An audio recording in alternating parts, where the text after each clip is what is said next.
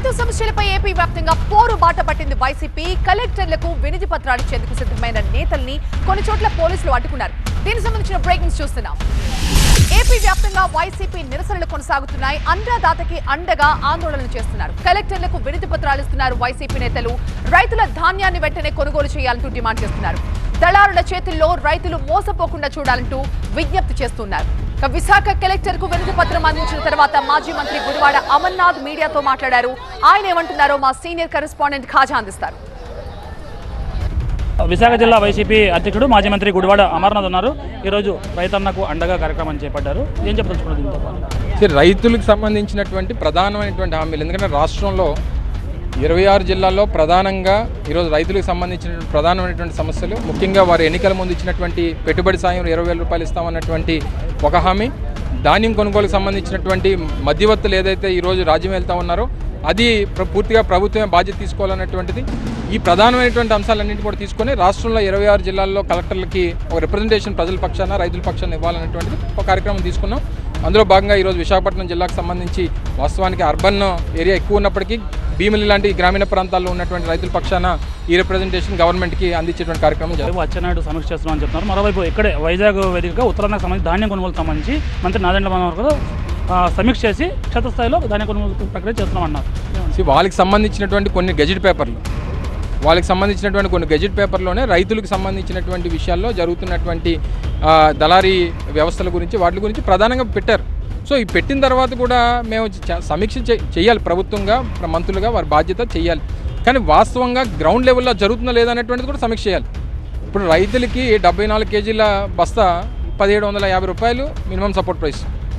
మనకి ఇప్పుడు ఎంత దొరుకుతుంది? 1400కి మిల్లర్లు మధ్యవర్తులు పెట్టి దళాలను పెట్టి 1400కి పేమెంట్ ఇస్తున్నాం తీసుకో అని చెప్పి రైతులను బెదిరించో, లేకపోతే నువ్వు నష్టపోతావనో, లేకపోతే నీది కొనరానో ఏదో బెదిరించో భయపెట్టో వాళ్ళ దగ్గర కొనేసుకున్నారు. 300 రూపాయలు బస్తా మీద పోతే ఎకరానికి 30 బస్తాలు వస్తాయి.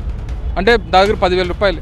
అంటే ఒక సంవత్సరంకి వచ్చేదో లేకపోతే ఆ రైతుకు సంపాదించో 10,000 15,000 ఒకసారి అది కూడా రానటువంటి పరిస్థితిలో 10,000 రూపాయలు నష్టపోతా ఉన్నాడంటే మరి ఎవరు దీన్ని బాధ్యత తీసుకోవాలి? ప్రభుత్వం కాకపోతే ఎవరు తీసుకుంటారు? ఆ రైతులకు ప్రభుత్వం ఎన్నికల హామీ చేసి ఏదైతే అధికారంలోకి వచ్చిందో ఆ పూర్తిస్థాయిలో అమలు చేయాలి. ఖచ్చితంగా రైతులకు అండగా వైసీపీ ప్రభుత్వం రైతుల పక్షాన ఉండి పోరాడుతుందని మాజీ ఎమ్మెల్యే గుడివాడ అమర్నాథ్ చెబుతూ ఉన్నారు. అయితే ఇదే క్రమంలో ఏదైతే పార్టీ నుంచి రాజీనామా ఎంతమంది చేసినా జగన్మోహన్ రెడ్డి ఒక మ్యానుఫ్యాక్చరింగ్ యూనిట్గా ఉన్నారు. ప్రత్యేకంగా పోయినా సరే చాలామంది ఇంకా నాయకులు తయారవుతారని చెప్పుకొస్తున్నారు. కెమెరా పర్సన్ భాస్కర్తో ఖాజా టీవీ9 విశాఖపట్నం. విజయవాడలో మల్లాది విష్ణు నివాసం దగ్గర హై టెన్షన్ నెలకొంది. రైతు సమస్యలపై వినతి పత్రం ఇచ్చేందుకు కలెక్టరేట్ కు బయలుదేరారు మల్లాది విష్ణు. ఆయన్ని పోలీసులు అడ్డుకున్నారు. దీంతో ఆయన నివాసం దగ్గరే బైఠాయించి ఆందోళన కొనసాగిస్తున్నారు. ఇవాల్టి ఆందోళనకి వారం క్రితమే అనుమతి కోరినా కూడా తనని అడ్డుకోవడం కరెక్ట్ కాదు, అసలు ఇది ప్రజాస్వామ్యమేనా అంటున్నారు మల్లాది విష్ణు.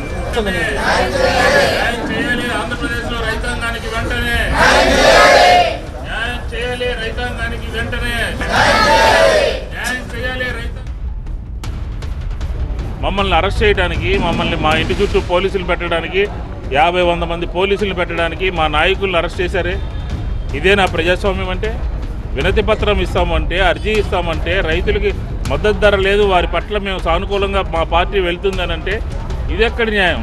10 మంది మాత్రమే వెళ్ళి కలెక్టర్ గారిని కలిసి అర్జీ ఇస్తామనంటే ఒప్పుకోలేదు. ఇది ప్రతి గింజ కొంటామనే రాష్ట్రంలోనే ప్రతి గింజ కూడా మినిమం సపోర్ట్ ప్రైస్ తో కొంటాను అని బహిరంగంగా హామీ ఇచ్చాడు. ఎవరైనా తప్పు అడిగితే నాకు హాయి అని ఫోన్లో పెట్టుకున్నాడు. ఎన్ని హాయిలు పెట్టారో ఆయన స్వీయ లేదు, సయ్యి లేదు, హాయిలే తప్ప. అది ఇవాళ ఉన్నటువంటి పౌరశాఖ మంత్రి గారి పరిస్థితి. ఒక్క చోట కూడా ప్రభుత్వం కొనవల. చివరికి నేను శివ మొన్న కొల్లూరు మండలం వెళ్ళాం. ఎంత విచిత్రమో చెప్తాను నేను మీకు. కొల్లూరు మండలంలో అక్కడ ధాన్యం వేసినటువంటి రైతాంగం మొత్తం ఉత్పత్తి ఎంతో తెలుసా?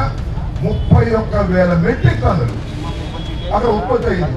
అంటే పంట పండింది 31,000 మెట్రిక్ టన్నులు. ప్రభుత్వం